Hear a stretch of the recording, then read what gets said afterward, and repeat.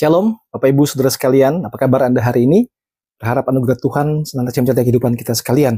Tidak terasa waktu berlalu begitu cepat, sudah memasuki minggu yang pertama dari bulan Desember.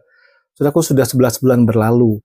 Mari kita belajar menghitung berkat-berkat Tuhan, belajar bersyukur dan bersukacita atas semua keadaan, dan menikmati anugerah Tuhan yang baru setiap harinya, dan khususnya bulan yang spesial ini, bulan yang sebentar kita akan merayakan Natal. Bersyukur kepada Tuhan buat semua anugerah yang besar dari Tuhan kepada kita sekalian. Saudaraku, selamat datang dan bergabung kembali mendengarkan renungan di pelayanan His Pater Channel Ministry. Berdoa kiranya renungan ini boleh jadi berkat bagi kita semua. Setiap minggunya saya menyampaikan sebuah renungan singkat, kiranya menjadi kekuatan buat kita semua. Saudara, mari kita memulai serangkaian tema Natal hari ini, dan bulan ini kita akan bersama secara khusus dan kita menyambut hati kita untuk merayakan Natal. Mari kita mulai di dalam doa terlebih dahulu. Bapa dalam surga, kami mengucap syukur sudah 11 bulan berlalu kami boleh merasakan lika-liku kehidupan kami, suka duka kehidupan kami, penyertaan Tuhan selalu ada dalam hidup kami. Masuki bulan yang baru, di bulan terakhir dalam tahun ini, mohon terus anugerah Tuhan menyertai kami, khususnya pada perenungan firman pada saat ini. Dalam nama Yesus Kristus kami bersyukur dan kami berdoa. Amin. Cukup, tema pertama saya akan sampaikan adalah tentang penantian, sebuah cahaya di tengah kegelapan. Saudara, bayangkan sebuah kegelapan yang paling pekat, yang paling gelap, tanpa cahaya sama sekali. Saudara, pernahkah dalam situasi seperti itu, di sebuah ruangan, lalu tiba-tiba lampu mati padam total, jendela tertutup rapat dan begitu gelap luar biasa, tanpa cahaya sama sekali. Tengah-tengah ruangan yang seperti itu, kita juga tidak tahu situasi. Kita coba meraba-raba kanan kiri, coba bergerak, sementara kita tidak punya handphone di sekitar kita. Kita merasa, mana ujungnya? Mana pintunya? Kita bisa kena sandung sesuatu, keketok sesuatu, dan sebagainya. Rasanya susah sekali. Soalnya itu sebuah ruangan yang kecil. Bagaimana kalau kita melihat sebuah lorong yang panjang, yang gelap sekali, tanpa cahaya sama sekali, tanpa harapan sama sekali rasanya.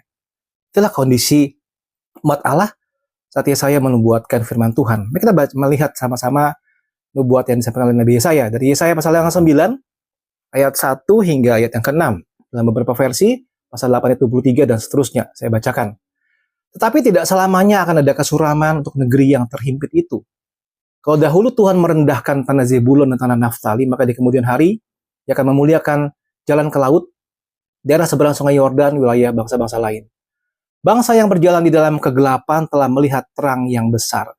Mereka yang diam di negeri kekelaman, atasnya terang telah bersinar.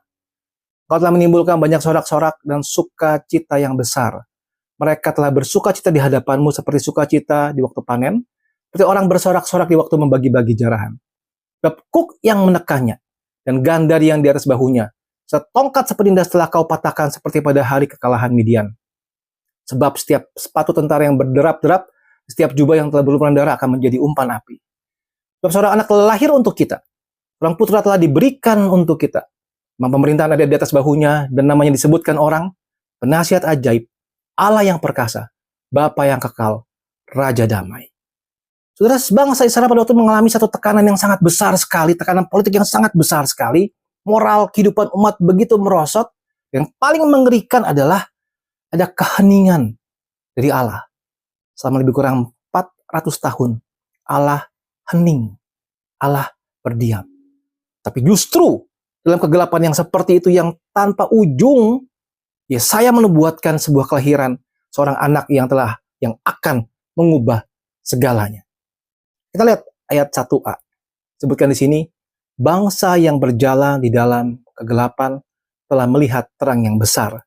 Mereka yang diam dalam negeri kekelaman, atasnya terang telah bersinar. Inilah sebuah realita kegelapan, saudara. Saya menggambarkan kondisi bangsa yang berjalan dalam kegelapan. Saudara, kegelapan bicara tentang apa sih? Bukan hanya bicara tentang tidak ada cahaya, tapi bicara tentang apa? Ketiadaan pengharapan. Rasanya sulit sekali melewati hari-hari. Rasanya sulit melewati tahun demi tahun tanpa ada pengharapan. Kegelapan berbicara mengenai apa? Kebingungan arah hidup. Rasanya semua jalan yang mana harus aku tempuh sama saja. Bingung arah kiri atau kanan. Apakah maju atau mundur? Bingung luar biasa. Akhirnya kita terdiam saja. Dan kegelapan berbicara tentang perasaan yang terisolasi dari Allah. Ini perasaan yang paling sulit luar biasa. Perasaan yang terpisah. dari Allah. Saudaraku, realitanya saat-saat ini juga banyak orang yang sedang berjalan atau sedang berada dalam kegelapan, bukan? Mengalami depresi, mengalami kecemasan, mengalami rasa takut, masa depan yang tidak pasti. Begitu sulit luar biasa. Terus kalau melihat di kanan kiri kita, saudara melihat, saya suka sesekali menyaksikan drama Korea, begitu ya. Saudara, ada beberapa tema-tema yang sangat gelap luar biasa dalam drama-drama itu. Rasanya betul-betul tanpa ada terang, tanpa ada harapan sama sekali. Satu pembunuhan dibalas dengan pembunuhan lain, dibalas dengan pembunuhan lagi. Rasanya seperti lingkaran setan, saudara. Mengerikan luar biasa. Orang begitu ketakutan. Dan saya rasa itu bukan cuma sekedar ide seorang saudara, tapi sebuah cerminan masyarakat sebetulnya. Ada masa depan yang tidak pasti. Ada depresi, kecemasan, rasa takut. Tapi Natal datang bukan untuk menyangkal bahwa tidak ada kegelapan, bukan. Tapi Natal datang untuk menawarkan terang di tengah kegelapan. Saudara, apa saat ini Anda sedang di dalam kegelapan? Apa yang membuat gelap hidupmu, hatimu? Apakah depresi, kecemasan, takut, masa depan yang tidak pasti, dan banyak yang lain sebagainya? Natal datang menawarkan terang tengah kegelapan. Saudara, yang kedua, ayat 1 dan ayat yang kedua tadi saya teruskan, saya bicara tentang janji terang. Saudara lihat ya. Bangsa yang berjalan dalam kegelapan telah melihat terang yang besar. Mereka yang diam di negeri kekelaman, atasnya terang telah bersinar. Kau telah menimbulkan banyak sorak-sorak dan sukacita yang besar. Mereka telah bersukacita di hadapanmu, seperti sukacita di waktu panen, seperti orang yang bersorak-sorak di waktu membagi-bagi jarahan. Saudara, Allah berjanji akan mengirimkan terang, saudara. Karena kegelapan seperti itu, Allah berjanji akan mengirimkan terang. Terangnya seperti apa? Yang pertama, terang yang menembus kegelapan. Melihat terang yang besar sekali. Saudara, terang itu pasti menembus kegelapan.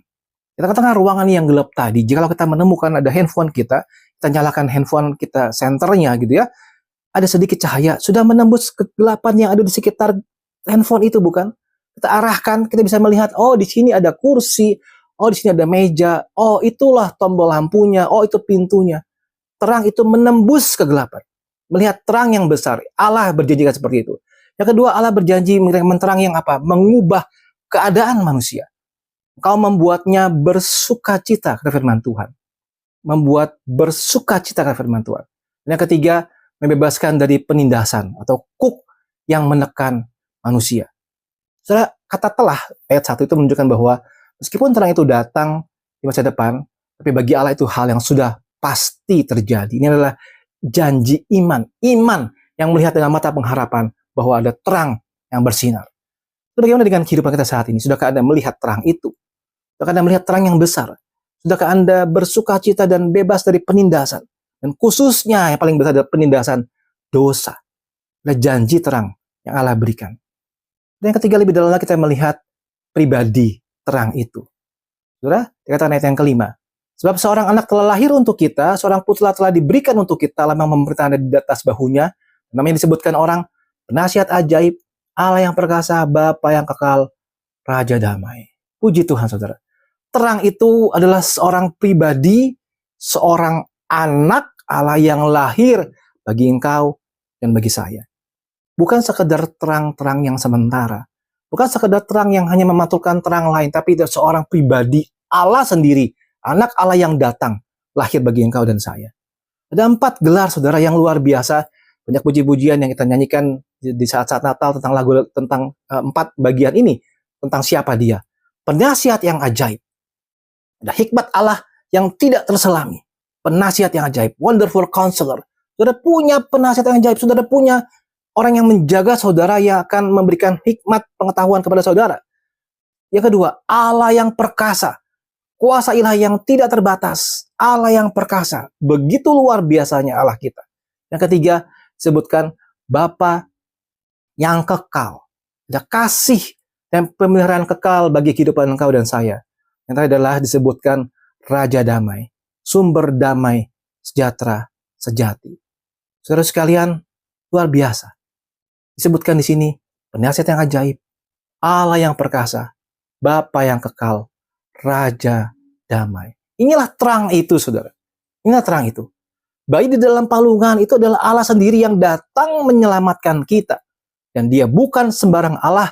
Dia disebutkan penasihat ajaib, Allah yang perkasa, Bapa yang kekal, Raja damai. Bagaimana sebuah ilustrasi mercusuar yang bersinar terang di tengah-tengah badai. Memberikan harapan bagi kapal yang tersesat. Yesus adalah mercusuar ilahi yang bersinar di tengah kegelapan dunia ini. Saudaraku, menjelang Natal, minggu pertama Natal, masa Advent pertama Natal, mari kita belajar mengakui kegelapan kita. Jangan pura-pura bahwa semua baik-baik saja. Saudara, it's okay not to be okay. Berharap pada Tuhan, menyandarkan Tuhan, dan bicara sama Tuhan, Tuhan, aku punya banyak hal yang membuat aku rasa tidak oke. Akui kepada Tuhan area kehidupan kita yang masih gelap. Mungkin orang sekitar tidak tahu itu, tapi engkau tahu. Akui kegelapan. Yang kedua, pandang kepada terang itu. Arahkan fokusmu dari masalah, alihkan kepada pribadi Yesus Kristus yang adalah terang dunia. Pandang kepada terang itu. Yang ketiga, jadilah pembawa terang. Kita sudah menerima terang itu sekarang. Mari kita bawa terang itu, menyalakan lilin bagi orang-orang lain. Momen Natal adalah momen yang sangat tepat sekali untuk menjadi pembawa terang. Bagikan undangan-undangan acara-acara Natal pada orang-orang di sekitar kita yang masih dalam kegelapan. Itu pada akhirnya, Natal ingatkan kita bahwa Allah tidak pernah meninggalkan kita berjalan dalam kegelapan. Allah mengutus anaknya sebagai jawaban atas setiap kegelapan dalam hidup kita. Apapun kegelapan yang Anda alami hari ini, Anda hadapi hari ini, ingatlah, sebuah terang telah terbit.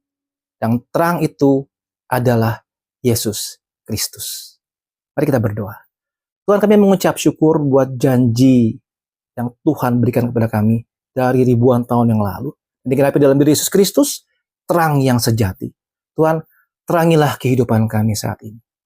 Doronglah kami bisa menjadi pembawa terang bagi orang-orang lain. Sehingga nama Tuhan dimuliakan dan Injil disebarluaskan. Terima kasih untuk firman Tuhan pada saatnya Tuhan. Kami bersyukur kiranya boleh termentarakan dalam hidup kami boleh menjadi pelaku firman. Dalam nama Tuhan Yesus Kristus kami bersyukur dan kami berdoa. Amin. Tuhan Yesus memberkati kita sekalian. Amin.